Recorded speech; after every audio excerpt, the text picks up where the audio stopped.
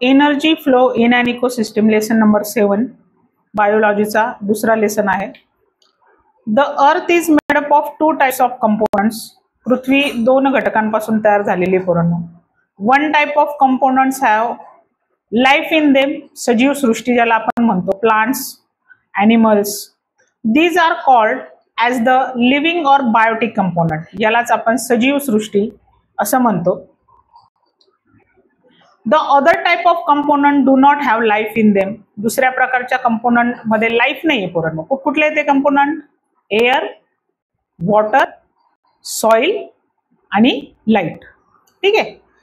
These are called as non living or abiotic component. यांनाच काय म्हणायचं? नॉन लिव्हिंग किंवा अबायोटिक कंपोनंट असं म्हणायचं. These living, biotic and non biotic, non living, abiotic are continuously interacting with each other. हे जे living and non living घटक आहेत ते सतत एकमेकांबरोबर इंटरॅक्ट करताय. उदाहरणार्थ बघा, सीड्स जर्मिनेट इन सॉइल. त्याच्यात सीड बायोटिक आहे तर सॉइल अबायोटिक आहे. We breathe in oxygen and give out carbon dioxide. आपण बायोटिक आहोत, ह्युमन बिईंग. ऑक्सिजन आणि कार्बन डायऑक्साइड अबायोटिक आहे. Sunflower moves with direction of the sun. Sunflower biotic आहे तर सन अबायोटिक आहे.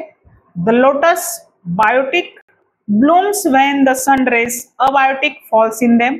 ह्या सगळ्या उदाहरणातनं काय लक्षात आलं तर बायोटिक आणि अबायोटिक कंपोनंट एकमेकांवरती डिपेंड असतात, रिलेट करतात. The living biotic or non living abiotic and their interactions are called as ecosystem. मग हे बायोटिक आणि अबायोटिक कंपोनंट एकमेकांशी जे इंटरॅक्शन दाखवतात त्यालाच इकोसिस्टम असं म्हणतात. The earth itself is very large ecosystem.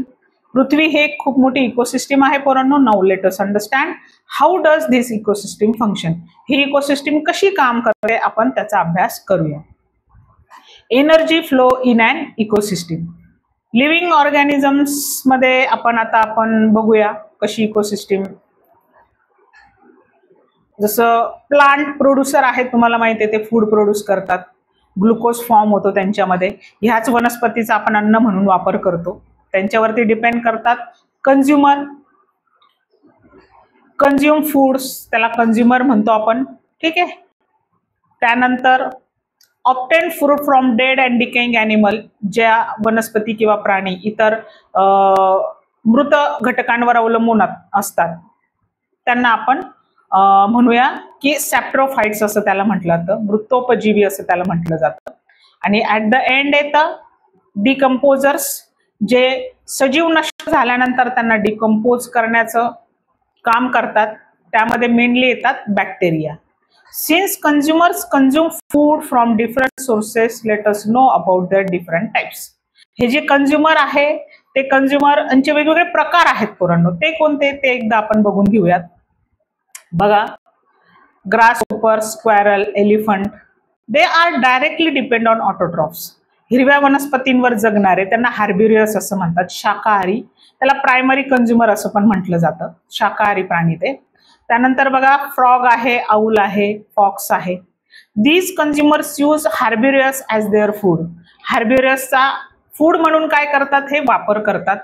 त्यांना आपण कार्निव्हरस सेकंडरी कंझ्युमर असं म्हणतो. त्यानंतर बघा, टायगर आहे, लायन आहे, ईगल आहे. These consumers are herbivores and carnivorous. म्हणजे हे जे काही प्राणी आहे ते हार्बिरियस आणि कार्निव्हरस दोघांचाही काय करतायत पोरांनो? फूड म्हणून वापर करताय. हे लक्षात घ्या. अपेक्स और टॉप कंझ्युमर, त्याला आपण काय म्हणणार? अपेक्स किंवा टॉप कंझ्युमर असं म्हणा. No other animals feed on top consumer. Top consumer वरती इतर कुठलेही सजीव अवलंबून राहत नाही. मग त्यांचं काय होतं तर त्यांचं होतं डिकम्पोजिशन. ठीक आहे. त्यानंतर येतात पुढचे कंझ्युमर आहे, त्याला आपण ओमनिव्हरस म्हणतो, की जे शाकाहारी आणि मांसाहारी दोन्ही प्रकारचे असतात. त्याच्यात ह्युमन बिंग येतात.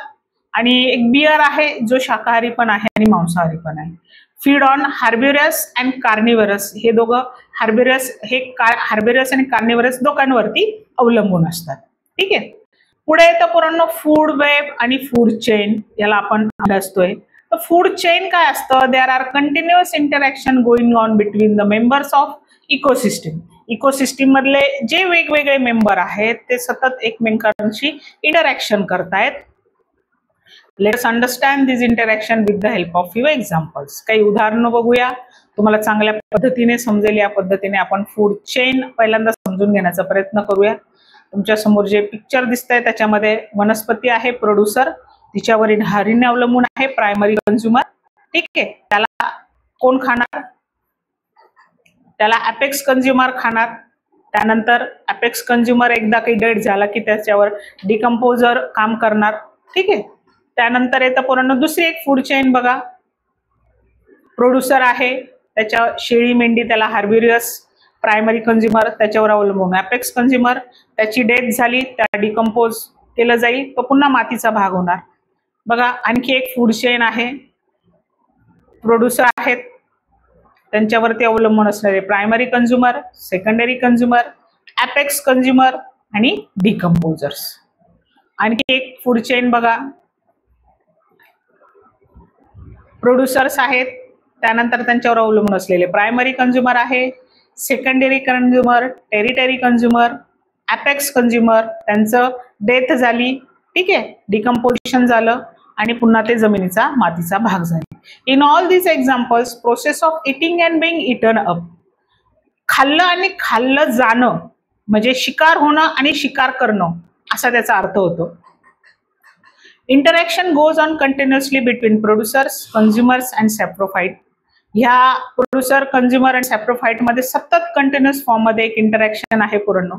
There is a definite sequence in this interaction. ह्या इंटरॅक्शन मध्ये एक वेगळा सिक्वेन्स पण आहे जो डेफिनेट आहे.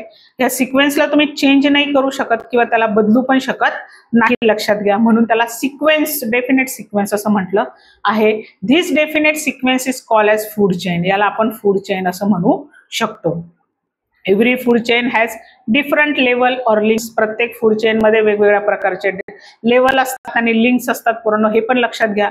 जसं इथे पण वेगवेगळ्या लेवल दिसत आहेत बघा. Every level or link in a food chain is called as trophic level. या प्रत्येक लिंकला ट्रॉपिक लेवल असं म्हणतात. इथे बघा तुम्हाला 4 लिंक सापडतील. जसं प्लांट्स टू ग्रास होपर ही फर्स्ट लिंक झाली, grasshopper to frog second link झाली, frog to snake third link झाली आणि snake to eagle fourth link झाली. ठीक आहे, आता फूड चेन आणखी थोडंसं वेगळ्या पद्धतीने बघा.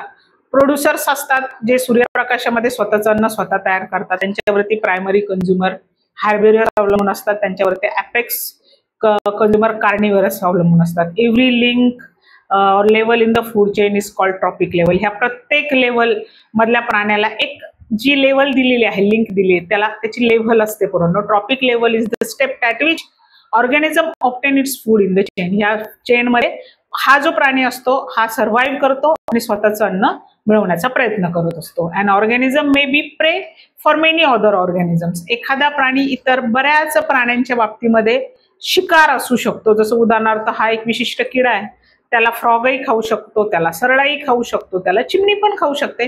पुढे जाऊन प्रत्येकी 3-3 फूड चेन काय होणार, याला लिंक होणार. म्हणजे ही जी काही फूड चेन आहे पूर्ण अतिशय गुंतागुंतीची होणार. या प्रकारच्या फूड चेनला इंट्रिकेट वेब असं म्हटलं जातं. The insect becomes part of 3 food chain दस फॉर्मिंग अँड इंट्रिकेट वेब. गुंतागुंतीची अशी चेन तिथं तयार होणार. आणि ecosystem can have many food chains interconnected at various level. वेगवेगळ्या लेवलवरती अशा खूप साऱ्या फूड चेन काय करतात, काम करतात. आता बघा एक सुंदर उदाहरण तुमच्या समोर ठेवते. वनस्पती आहे, त्याला स्क्वेरल खाणार, त्याला व्हल्चर खाणार, ह्या स्क्वेरलला फॉक्स पण खाणार आणि ह्या स्क्वेरलला लेपर्ड पण खाऊ शकणार. अगेन ह्या वनस्पतीला ग्रास होपर खाणार, ग्रास होपरला पुन्हा फॉक्स पण खाणार, ह्याच ग्रास होपरला बर्ड पण खाऊ शकणार आहे. इमॅजिन करा, ह्याच वनस्पतीला ग्रास होपर खातोय, त्यालाच बिवरस नावाचा प्राणी आहे, शाकाहारी आहे तो. त्या वनस्पतीला जर खाल्लं तर बिवर्सवर कोण खाणार, व्हल्चर पण खाणार त्याला, फॉक्स पण खाणार त्याला आणि लेपर्ड पण खाणार. ठीक आहे, पुढे आला डिअर. वनस्पतीला डिअरने खाल्लं, डिअरला लेपर्ड खाणार. ठीक आहे, आता हे जे नट्स आहे या नट्सला स्क्वेरलने खाल्लं, बरोबर. स्क्वेरलला तुम्हाला माहिती आहे व्हल्चर पण खाणार, फॉक्स पण खाणार, लेपर्ड पण खाणार. आता या नट्सला जर बर्डने खाल्लं तर पुढे बर्डला फॉक्स खाणार, बरोबर. ह्याच नट्सला बिव्हर्सने खाल्लं तर ह्या बिव्हर्सला कोण कोण खाणार? व्हल्चर खाणार, फॉक्स खाणार, लेपर्ड पण खाणार. शब आहे छोटस झुडूप, त्याला डिअरने खाल्लं, डिअरला कोण कोण खाणार? लेपर्ड खाणार. या पद्धतीने अनेक साऱ्या फूड चेन ज्या वेळेला एकत्र येतात त्यापासून जे काही बनतं that is called food web. ठीक आहे, फूड वेब बऱ्याचदा गुंतागुंतीचं असतं, अनेक प्राण्यांचा अनेक घटकांचा त्यांच्यामध्ये समावेश असतो. ठीक आहे.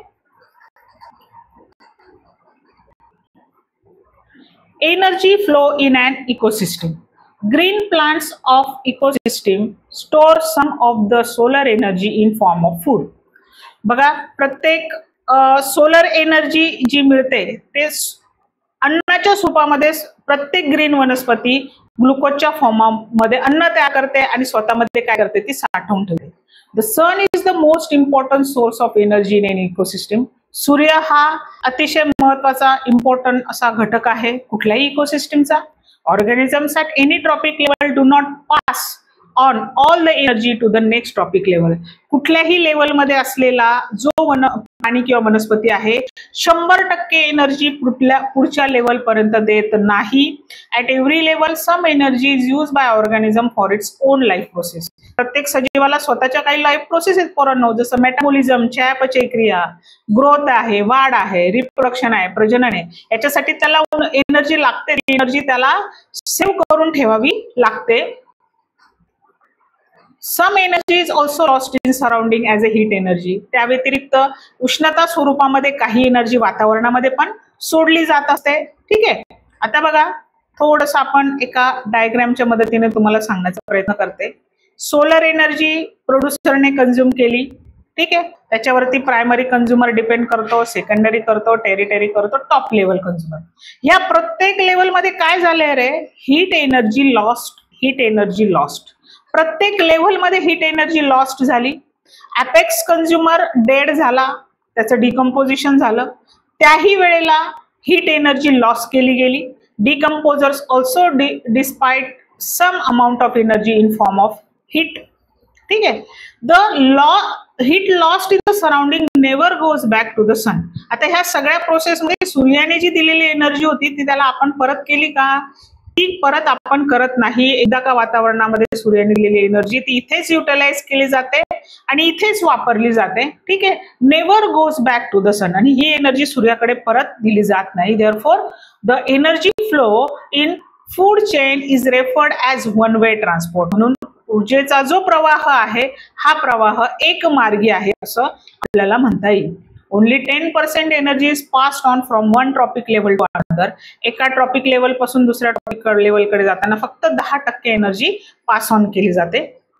If this is diagrammatically represented a pyramidal diagram is form. बघा, प्रोड्युसर आहेत, त्यांच्यावरती डिपेंड करता हार्बिवरस, त्यांच्यावरती कार्निवरस आणि त्यांच्यावरती अपेक्स कंझ्युमर. ठीक आहे. आता जर तुम्ही बघितलं प्रोड्युसरकडे सगळ्यात जास्त एनर्जी आहे दॅट इज 10,000 किलो कॅलरी. त्यांनी पुढच्या लेवलला दिली 10% ओनली, म्हणजे किती झाली ती? 1000 किलो कॅलरी. त्याच्या 10% पुढच्या लेवलला गेली 100 किलो कॅलरी आणि त्याच्या 10% पुढच्या लेवलला गेली that is 10 kilo calorie. If this is म्हणजे हा जो कर आपण मांडला इन्फॉर्मेशन तर त्याच्यापासून एक पिरॅमिड फॉर्म होतो, त्याला आपण पिरॅमिड ऑफ एनर्जी असं म्हणतो. आणखी एक आपल्याला पिरॅमिड बघता येतो, तो आहे ॲक्वॅटिक इकोसिस्टमचा. ॲक्वॅटिक इकोसिस्टमचं बऱ्याचपैकी या स्वरूपाचंच असतं, जसं फॅटोप्लॅंक्स जलीय वनस्पती आहे, झिटोप्लॅंक्स त्यांच्यापासून एक पेशीय वनस्पती वगैरे तयार होतात, त्यांच्यापासून पुढे फिशेस, मग ह्युमन्स. ह्या पण प्रत्येक लेवलला जर तुम्ही बघितलं तर प्रत्येक लेवलला 10% एनर्जी काय झालेली आहे?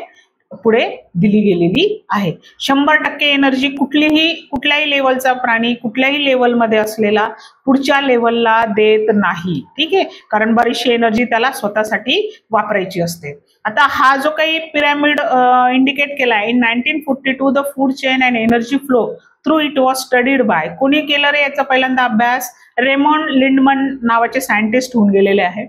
Charles Elston, a British scientist, first proposed the concept of ecological pyramid in 1927. Ecological जो पिरॅमिड आहे त्यांनी तुंद्रा इकोसिस्टीमला त्याच्यामध्ये बसवलं होतं आणि तो आपल्या समोर आणला होता. Hence this pyramid also called as Eltonian pyramid असं पण त्याला म्हटलं जातं, म्हणजे त्या सायंटिस्टचं नाव दिलेलं आहे. After the death of apex consumer, apex कंझ्युमरची डेथ झाली पोरांनो. प्रोड्युसर, प्रायमरी कंझ्युमर हे तर कळलं तुम्हाला, एकमेकांवरची डिपेंडन्सी आहे. फंगाय and other micro organism decompose, त्या मृत सजीवाला डिकम्पोज केलं गेलं. Convert them into simple carbon compound, म्हणजे काय केलं तर जे डिकम्पोजर्स होते त्यांनी त्या डेड झालेल्या अॅनिमलला सिंपल कार्बन कंपाऊंड मध्ये कन्वर्ट केलं, जे कार्बन कंपाऊंड एअर, वॉटर आणि सॉइल मध्ये सहज मिक्स होतात. ठीक आहे. आणि मग जर मातीत मिक्स झाल्यानंतर, डिकम्पोज झाल्यानंतर पुन्हा ही जी एनर्जी आहे कोणाला मिळते? वनस्पतीला मिळते, आणि पुन्हा ही जी सायकल आहे तशीच राहते. म्हणजे आपल्याला असं म्हणायला हरकत नाही की ही जी एनर्जी आहे, the energy flow in a food chain is referred as cyclic. बघा चित्रात तुम्हाला दिसतंय, सूर्याकडनं आलेली एनर्जी इथेच ट्रॅप झाली आणि ती सायक्लिक फॉर्म मध्ये इथेच फिरते. म्हणजे the flow of nutrients in a food chain is cyclic. याच्यावरती सुद्धा तुम्हाला प्रश्न विचारला जाऊ शकतो. All organisms need nutrients for their growth. प्रत्येक सजीवाला न्यूट्रियन्सची गरज असते त्यांच्या ग्रोथसाठी. Nutrients necessary for the growth of organism are continuously transferred from abiotic to biotic and biotic to abiotic within the ecosystem. हे दोन्ही घटक पोरांनो, बायोटिक आणि बायोटिक, एकमेकांवरती सतत काय करतात? अवलंबून असतात. जसं त्याचं आणखी एक उदाहरण बघा, कार्बन डायऑक्साईड वनस्पतीने घेतला, त्याचं फोटोसिंथेसिस झालं, अन्न तयार झालं, हरणाने खाल्लं, हरणाला सिंहाने खाल्लं, बरोबर आहे. सिंहाचं काय झालं? डिकम्पोजिशन झालं, न्यूट्रियन्ट्स पुन्हा काय झाले? जमिनीमध्ये गेले, आणि तेच पुन्हा वनस्पती काय करणार? यूज करणार, आणि पुन्हा ही सायकल काय होणार आहे? तशीच चालणार. म्हणजे nutrients, the cyclical flow of nutrient within the ecosystem. म्हणजे हा जो काही न्यूट्रियंटचा फ्लो आहे तो पण कसा आहे? सायक्लिक आहे असं आपल्याला म्हणता येतं.